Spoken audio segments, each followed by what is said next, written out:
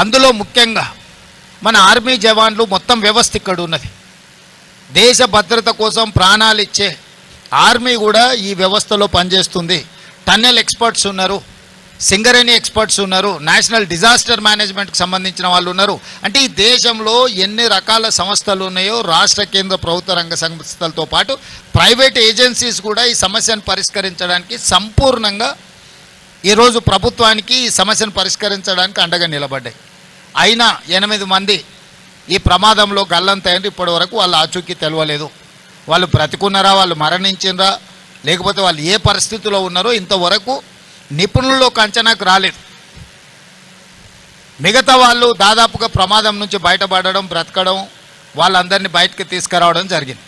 ఇప్పుడు ఈ 11 సంస్థలు నిరంతరము దాదాపుగా 22 తారీఖు నుంచి ప్రతి క్షణము రెస్ట్ తీసుకోకుండా వాళ్ళు అందులో చిక్కుకుపోయిన వాళ్ళ పరిస్థితి ఏంది, ఈ ప్రమాదాన్ని పరిష్కరించడానికి వాళ్ళు పనిచేస్తున్నారు.